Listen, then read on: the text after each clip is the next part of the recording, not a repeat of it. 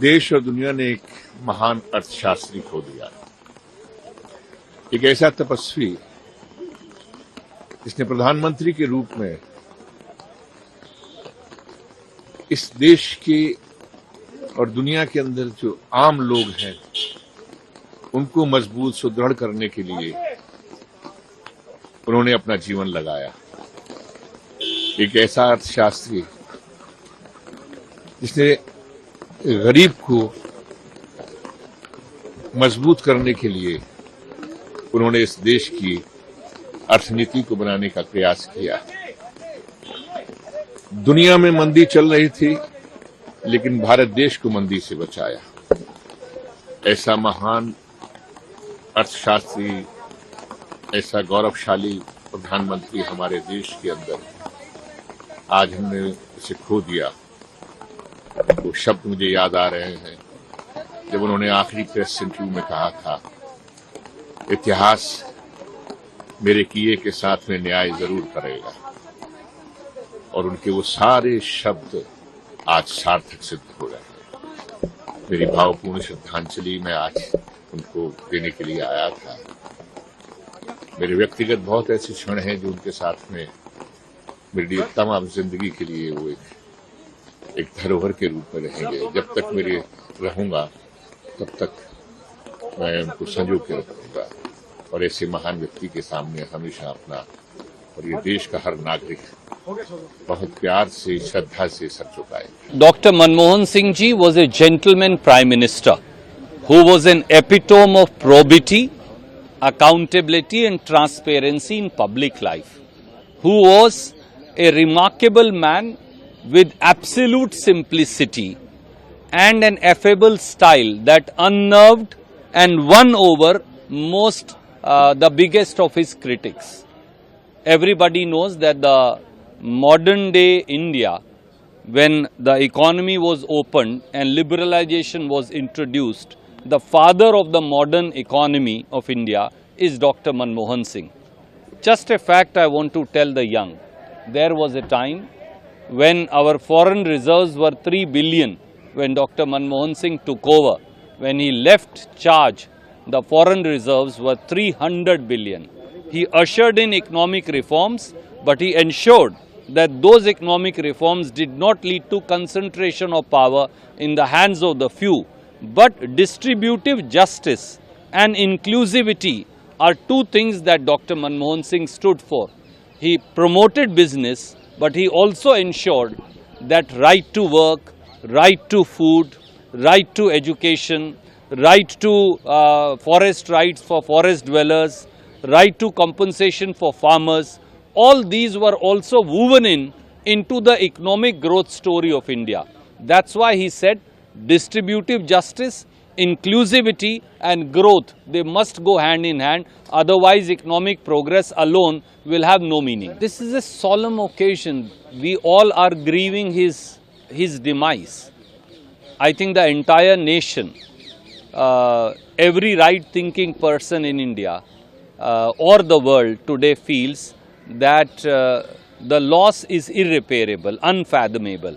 It can never be filled, this gap.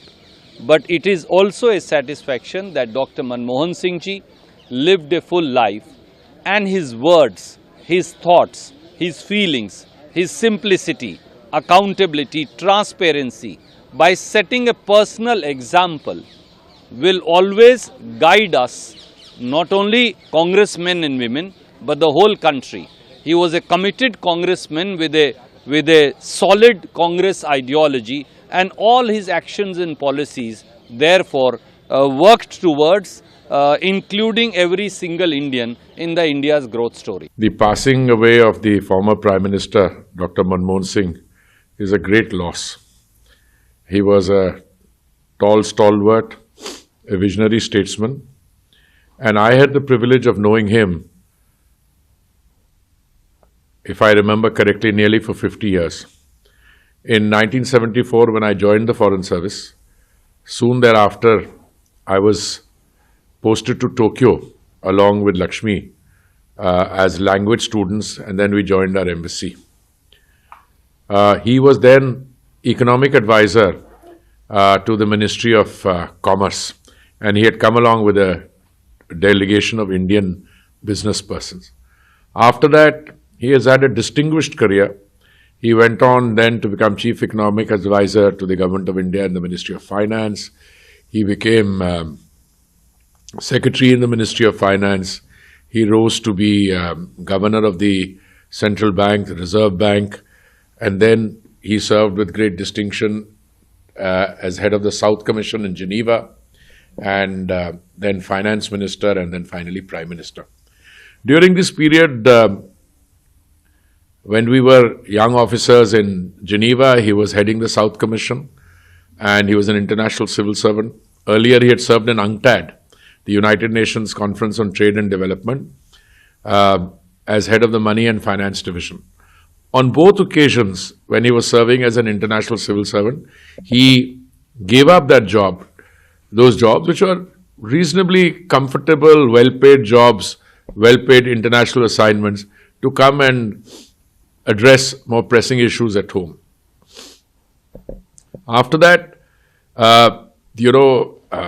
when I became an ambassador, I had the privilege of hosting prime ministerial visits in Geneva, in Brazil, and again later in New York. He came through as a very cerebral, very thoughtful, and wise person. And if you have to look back on his life, he was a person who rose from relatively humble origins. He had an outstanding academic record.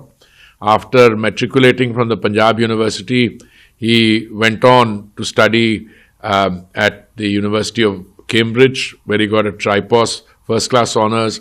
He went to the University of Oxford to get a DPhil.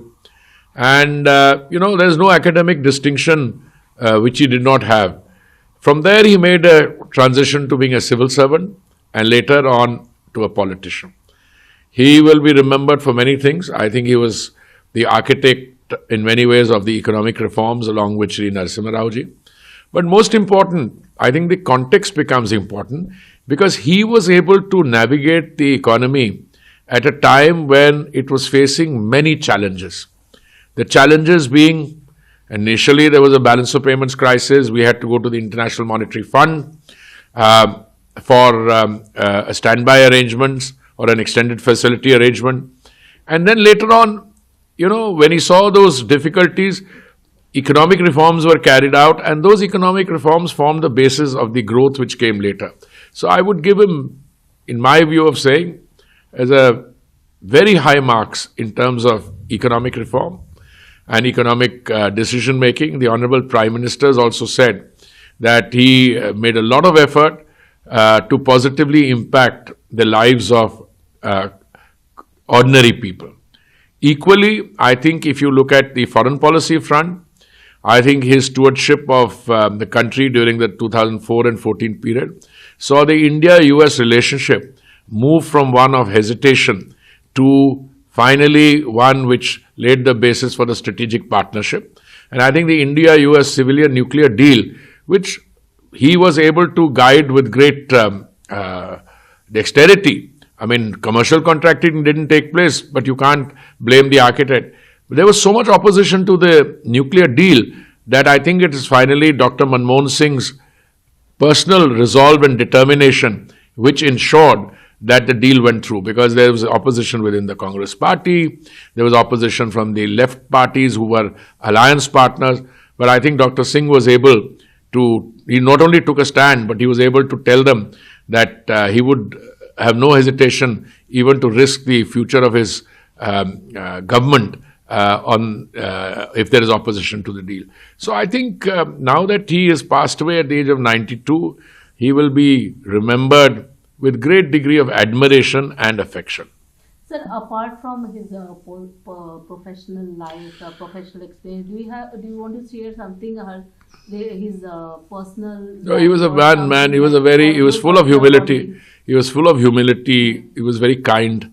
I think he didn't hide the fact that he was not always in political control. I mean, the control levers lie elsewhere. I don't think this is the time to talk about it. And those occasions he chose to adopt a posture of silence. But that's maybe that was good from the point of view of the context in which he found himself in.